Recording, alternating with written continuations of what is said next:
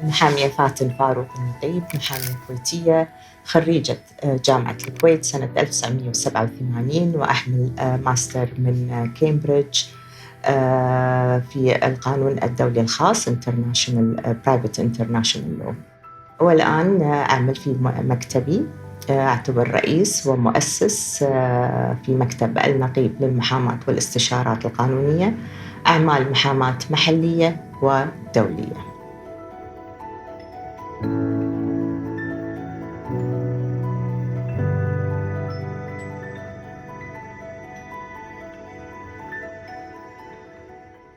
We'll start at the beginning, which is ليش اخترتي المجال؟ بالبداية لما كنت بالسن التينيجر لأني أحب أكتب وأحب أسوي، كنت مايلة للصحافة والكتابة والغيرة. وكانوا بوقتها عرفتي هالأفلام الأجنبية والأفلام المصرية، ويطلع المحامي واللي يترافع عن المظلوم ولا ويطلع براءة وغيره وكذا. كان I used to have goosebumps. هذا اللي أبيه. بس حسيت إن أنا لا خلاص حقوق، ودخلت بموضوع المحاماة وقمت أقرأ وأطالع وشنو المحاماة وشنو هي. وأول كتاب قريته عنها أستاذ شهير اسمه رفيق التوني، قال المحاماة فن وذوق رفيع. لما أنت تسمعين فن وذوق رفيع يعني تفكرين فن، يعني how you can be an artistic في مهنة مثل هذه المهنة تتعلق بالقانون، وذوق شنو المقصد فيها في الذوق. مع الزمن مع الكذا عرفت شنو الفن وعرفت شنو هو الذوق في مهنة المحاماة. دخلت المحاماة الحقوق، طبعاً دراسة لا قاتلة، دراسة قاتلة. وأول ما كان هالفاسيلتيز اللي موجودة مثل الحين إنترنت وجوجل وريسيرش لايبريز ومن هالكلام. تقعدين بالمكتبة ساعات عشان تسوين بحث، تقرين كتب، تصورين مجلدات هالكبر قديمة، يمكن بعضها مكتوب اللي كنا بالستايل القديم الأثري، يعني عشان تفصفصين وتصورين وتسوين. لا، كانت دراسة مهلكة، 4 سنين مهلكة جداً. فهذا اللي صار، ودخلت الحقوق وبعدين دخلت بالمهنة رأساً. أنا عمي كان عنده مكتب، فقلت له أشتغل، يعني ولد عم أبوي، أشتغل عند مكتب أمينة. قالت لي تراي، خليني أجرب، يعني خليني أشوف إذا ما صار أروح مكان ثاني. وفعلاً هذا اللي صار. دخلت مكتب أمي نبيل النقيب، من أكبر المكاتب كانت موجودة في ذلك الوقت. شخص صعب جداً، كلاسيكي جداً، تراديشنال جداً، اللي تكتبين الكلمة يصلح لك الفاصلة والدنيا والما أدري شنو يسوي وهكذا. خذاني من البداية من شغل المندوب العادي، يعني اللي ما تسوين شيء. وأنا فيني هذا العنفوان الشباب إنه what is this، يعني أنا محامية وخريجة وأنا ما أعرف إيش. كان يقول لي فايت، قلت له عمي يعني أنا I want to do more. شو أنا قاعدة وألف ويا هالمندوب بهالمحاكم وهذا this is not me، أنا محامية وأنا دنيا. كان يقول لي أوكي. رحت حلفت اليمين، طلعت من حلف اليمين. كان يقول لي أوكي هاك الملف حضري. كان في ذلك الوقت بالكويت أنت تخرجين مني أنت لايسنس براكتس أمام محكمة التمييز، أعلى محكمة يعني. هاك الملف وروحي دشيت محكمة، تخرج دنيا، قضاة قاعدين لابسين الأرواب، وش زين شو أسوي؟ I don't know what to do يعني.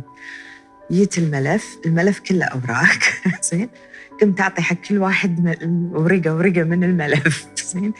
هم يضحكون، يعني عارفين إن أنا يعني جديدة. أستاذة شنو طلباتك؟ كان أطالع كذي، كان أقول له صمم على الطلبات بس إن هذا أوكي. قاموا يبتسمون ويضحكون. طلعت عمي ميت من الضحك علي. شفتي شلون تفشلتي؟ This is why you need to learn. تبتدين من تحت عشان توصلين لفوق، لأنه ولا otherwise ما راح تتعلمين صح. وفعلا علمني وحكني واشتغلت في كل شيء، وما قلت، وتعلمت إني ما أقول لا. يس أبي أتعلم، أبي أعرف عشان أقدر أعرف خبايا المهنة. في أتوقع وايد مشاعر في مثل ما قلتي. يعني أنا الحين من اللي قلتيهم سؤالي هو وين شعور الخوف لما تروحين تقعدين مع واحد سجين ممكن قضية قتل تكون عليه؟ وين شعور في يمكن أنت تدرين إنه هو he's guilty بس أنت شنو شعورك وأنت بهالمشاعر متضاربة؟ لا أنا ما أقدر أدافع عن شخص، أنا أدري واضح إنه he's guilty، لكن أنا دوري هو إني أدافع عنه.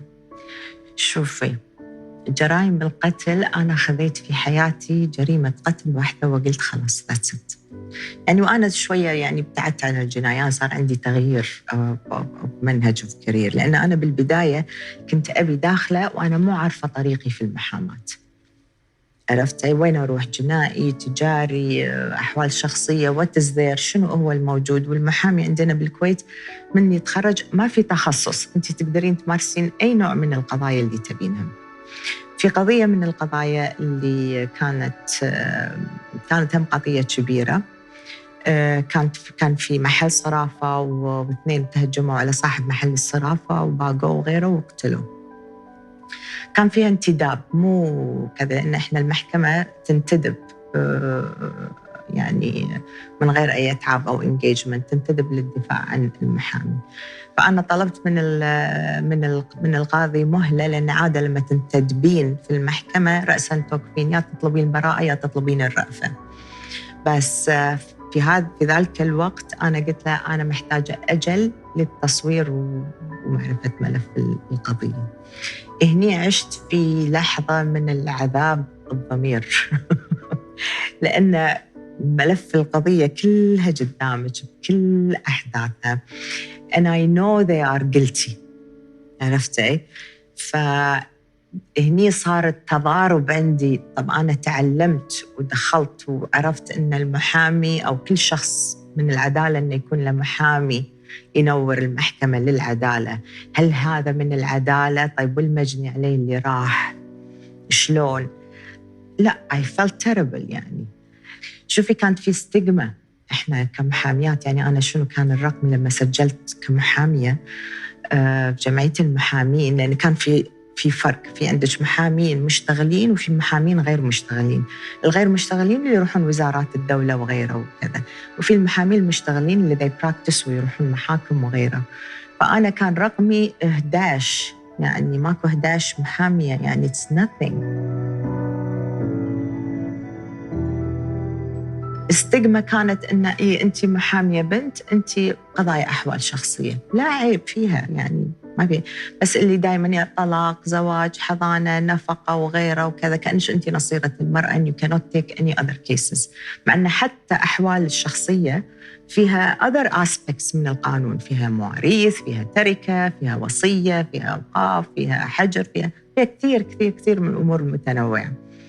بس استجمائي يلا محامية بنت أنثى أحوال شخصية، نادر ما القضايا التجارية تجيج، يعني خاصة في البداية يعني. فأنا اشتغلت شوية هني، اشتغلت شوية هني I was just قاعدة عرفتي أشوف أتحسس وين طريقي، وين أنا اللي أبيه. بس أنا كنت أحب الدولي، كان هذا طموح، بس مو عارفة شلون أقدر أوصل حقه، وشنو الأوبورتونيتيز أو الفاسيليتيز اللي موجودة عندي هني بالكويت كمحامية كويتية إني أقدر أوصل حق هذا. شلون أسوي كذي، شلون أوصل؟ يعني بذلني جهد عشان أقنع الناس والموكلين إنه يثقون في محامية تمسك قضاياهم التجارية والمدنية. and we're talking about corporations, big corporations، مؤسسة وغيره. شلون أنا أعطيها حق محامية شابة؟ دائما الرجل هو أقوى، هو مقدام، هو تفكيره متزن أكثر، منطقي أكثر، مع أن we are the same. فكان علي إني أبذل جهد مضاعف عشان أقدر أحصل هذه الثقة يعني، ودائما أكون مع بارتنر، مع رجل محامي، عشان أنا أقدر أشتغل، عشان يصير في نوع من التراست والبالانس for the client. So slowly هني بدأ يتجه طريقي، بدأت تتضح الرؤية عندي إن أنا وين أبي أكون، وين أبي أوصل، أي نوع من البراكتسز اللي أحب إني أنا أمارسها. بعدين صار موضوع التعويضات عقب الغزو. هني حسيت إن الموضوع جميل جديد، بديت أقرأ، لقيت أن موضوع التعويضات مع الأمم المتحدة ما في إلى سوابق. يعني سابقة واحدة بسيطة كانت في أوغندا أو شيء وما نكمل الموضوع. الكويت واللي حصل فيها من غزو والقرارات اللي طلعت من الأمم المتحدة it's all new سوابق.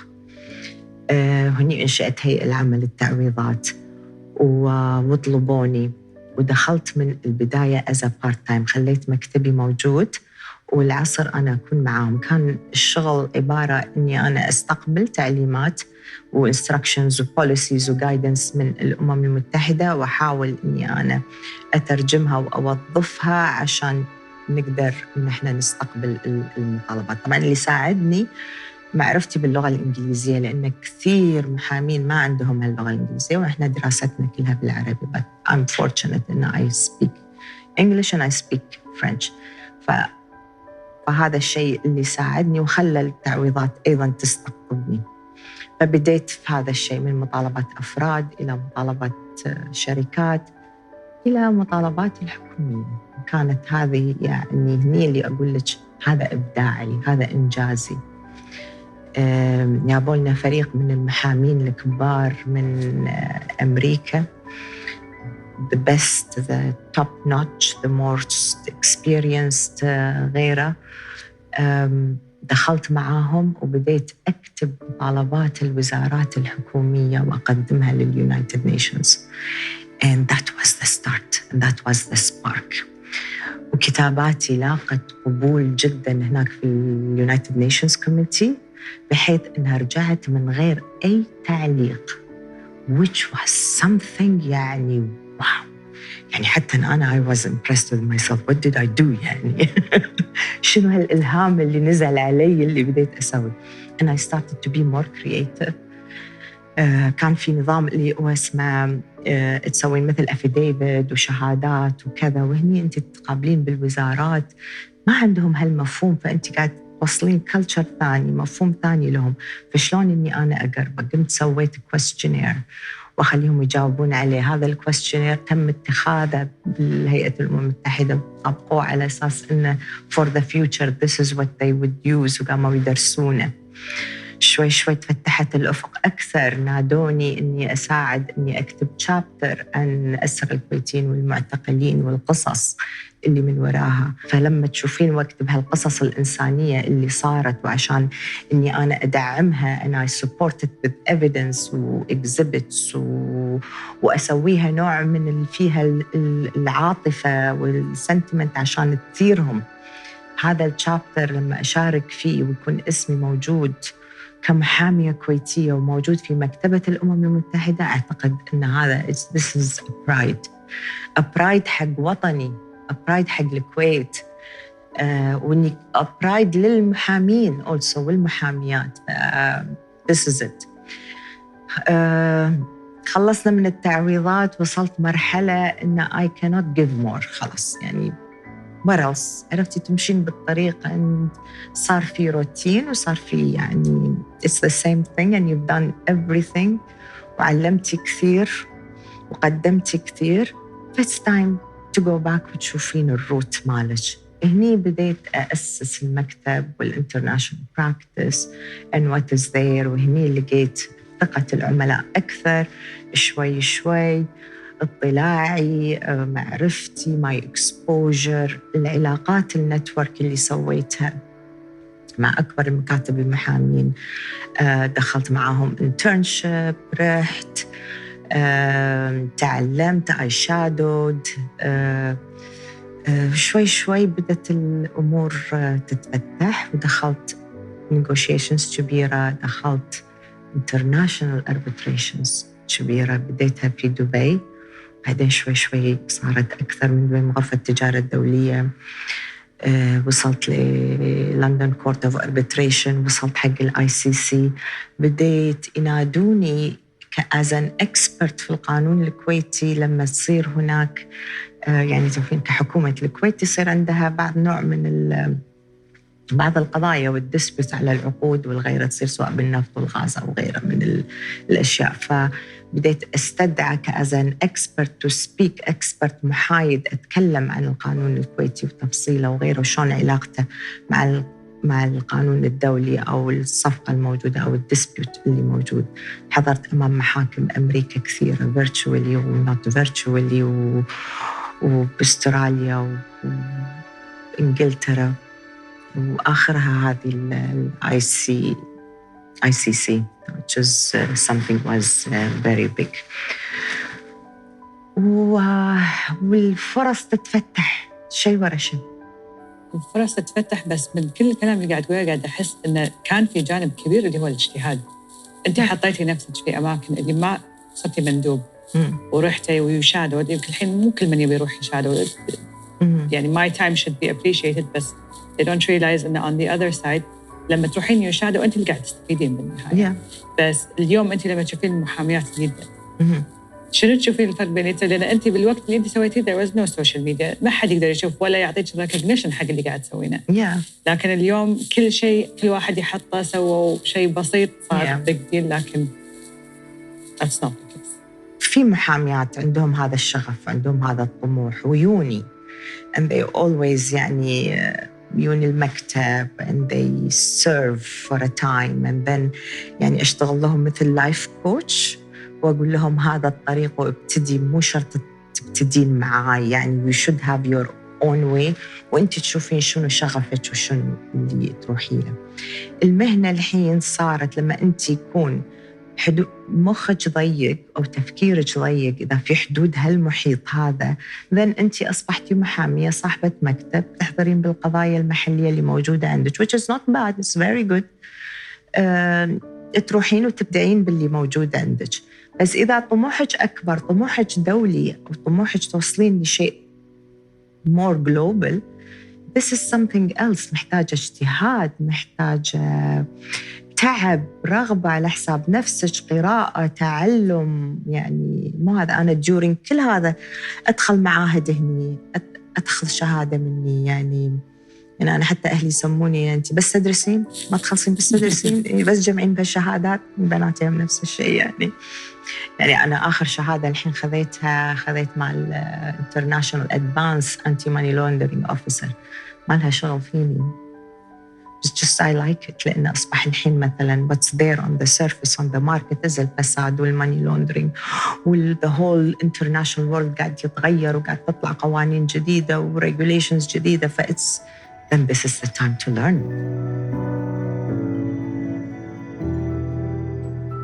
يعني ما شاء الله with everything you're doing، ومثل ما قلتي تداومين الصبح بعدين تداومين العصر، و at the same time you started a family، أسستي عائلتك.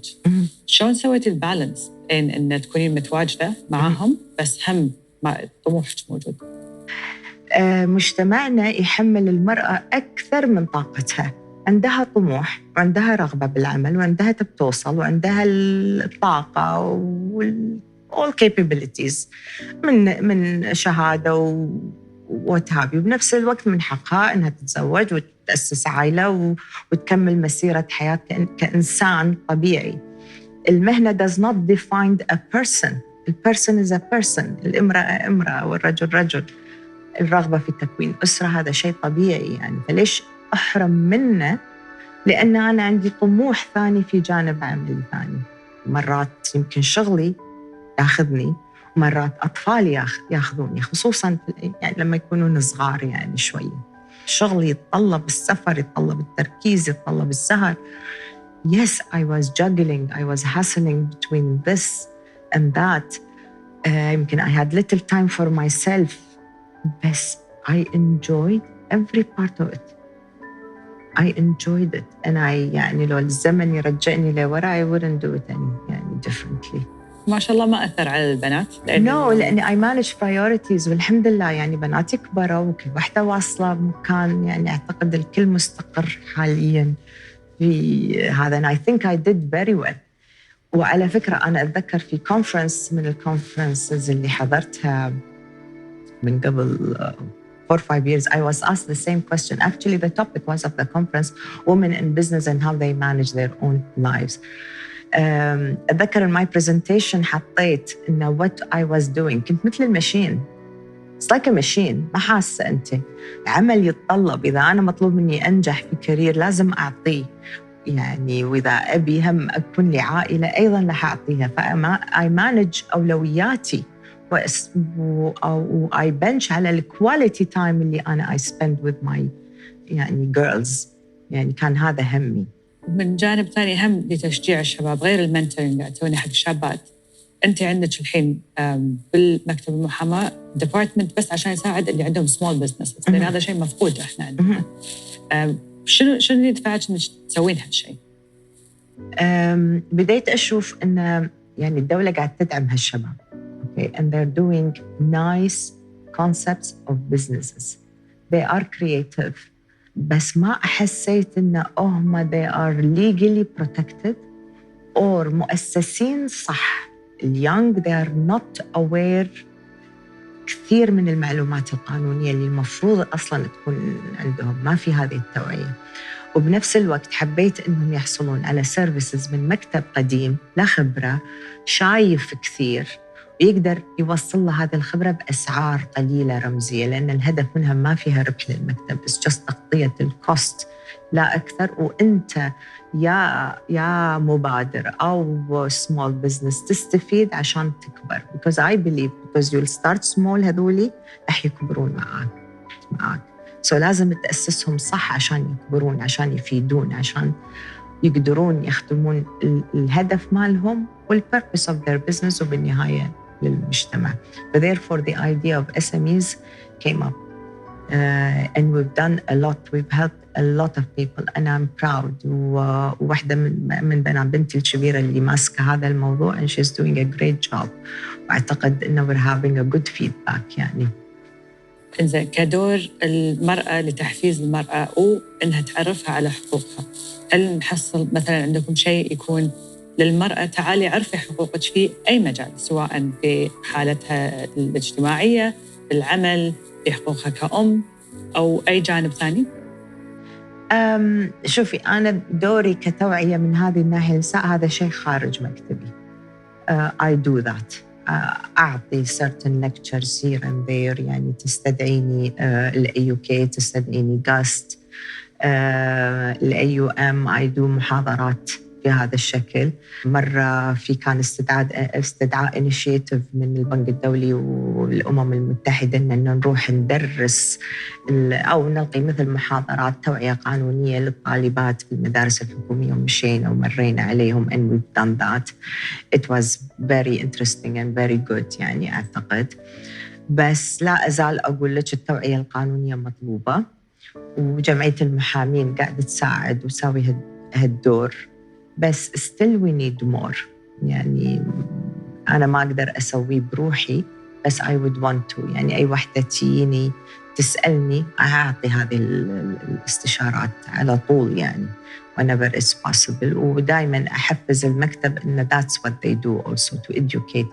مو شرط اللي يكنا لازم قضية وشغل وأتعاب وبزنس وفلوس، no. يمكن اللي يبيه بس إنك أنت تريحه وتفهمه طريق معين and let him go on his own. راح يرجع لك بعدين it's okay. بس المهم إنه هو يستفيد، يطلع من المكتب يستفيد، لأن المحامي هدفه خدمة الناس. It's a service. صحيح هي مغلفة في غالف تجاري and there is a business و there is a cost و there is a fees وأكو فيها ربح وأكو فيها خسارة، بس at the same time هدفها أسمى من هذا كله، فلازم نحقق الهدف الأسمى. I am a firm believer in success is built on failures. وأنا ما أحب أسميهم failures as much as learning lessons. وشنو من أهمها اللي كانت في مسيرتك اللي كانوا خلينا نقول turning points بالنسبة لك؟ إن الحين حتى مثل ما قلت تونا سولفنا إني قعدت وأتذكر طول هالسنين كل هالأشياء سويتها، شنو اللي تذكرينه اللي لا واضح كنا أمس صار فيك موقف؟ فترة من فترات حياتي بكثر ما وايد أشياء going on I lost التخطيط، I lost التنظيم، ما عارفة where I'm going، not focused، شيء مبعثرة يعني. فسبب نزول في المكتب، نزل في نزول في إنتاجي، أنا أصبحت محبطة. what is this؟ يعني بديت I doubt myself. Is this is what I want؟ هل أنا فعلا أحب المحاماة؟ هل I فعلا I want to continue؟ طب let me خلاص أسكر المكتب وأروح لي وظيفة وأقعد وأسوي يمكن ما أريح لي من التعب هذا كله والشقة. فهذه الأشياء ما أعتقد أنها ما تمر حق أي إنسان يعني مبادر أو انتربرنور أو ريادي أو what have you. فهني تعلمت تنظيم وأمشي على خططي وعدم التسويف وعدم التكاسل بالرغم من التعب إنه يستمر. Yes, I can take a break بس أكمل بعدها. يعني it's a responsibility. goal مالك وطموحك it's a responsibility. فلازم يكون قرار منك دافع من داخل للنجاح وللتطوير.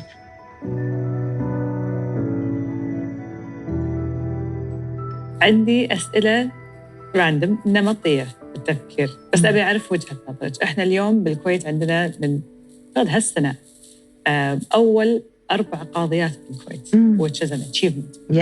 yes. بس دائما أفكر في الكلام اللي تشوفينه لما يحطونه على السوشيال ميديا، تشوفين الكومنتس تحت إنها ما تصلح، المرأة عاطفية ما تقدر تحمل المنصب، راح تكون ما عندها شجاعة إنها تتخذ قرارات وخواف.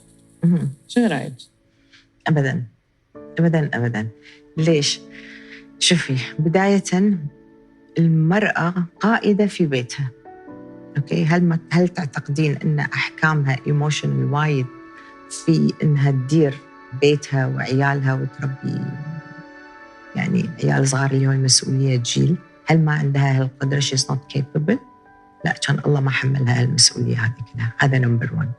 نمبر 2، إحنا كمحاميات نوقف قدام القضاة.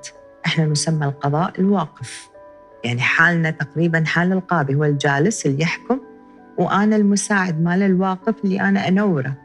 أنا أوقف وأترافع وأحلل وأحط المنطق في حدود قانون موجود. ثانياً، إحنا كمحاميات نشتغل محكمين. المحكم شنو دوره؟ محكم حال القاضي. يعني صرت محكمة في قضايا كثيرة محلية ودولية وأصدرت أحكامي. يعني هل لأني امرأة ما أقدر؟ لا، معنا عندنا أيضاً نماذج من النساء واصلين مناصب كبيرة، وزيرة، وكيلة وزارة، غيرها. هل هي مو كفو في هذا المنصب؟ لا، هذا قانون. القاضي ما يخرج عن القانون، هذا قانون واضح. الباجي عقيدة عشانها تنطق الحكم. واعتقد أن حتى أي واحد عشان ترى على فكرة حتى الرجل مو سهل إنه يكون قاضي، من الصعوبة إنه يصير قاضي، يعني اختيارات معينة ويدخلون في دورات تدريبية مكثفة عشان تأهله إنه يكون قاضي في هذا المنصب. بعدين عندنا نماذج من القاضيات في الدول العربية كثيرة، في تونس، في المغرب، في مصر، في غيرها. I've seen them. يعني they are there ومالين مكانهم وأكثر. أولاً القاضيات اللي اختاروهم they are young which is something very promising. بالرغم من البداية لما صار القرار إنه يعني على أساس إن النساء they join، كان في نوع من المعارضة من النساء خاصة المحاميات. قال طيب ليش ما أعطيتوا المجال للمحاميات القدم؟ لأنه هم لهم الخبرة ومارسين وعارفين شلون القضاء يمشي والسير والإجراءات وغيره وكذا. أنا من الناس اللي قلت لا، عطوا اليانج فرصة، لأن نبي اليانج اللي يتعلم يتأسس من البداية. ما دام بدينا فخلينا نبديها من اليانج، مو شرط أي بالكبير يعني أو صاحب الخبرة. بالعكس I'm very proud and very excited to appear before one of them يعني. We're proud and we're very proud of you. Thank you. وشكرا لك متواجدة اليوم معنا وشكرا لإنجازاتك باسم الكويت. فعلا ترفع الراس. Thank you. شكرا حياتي.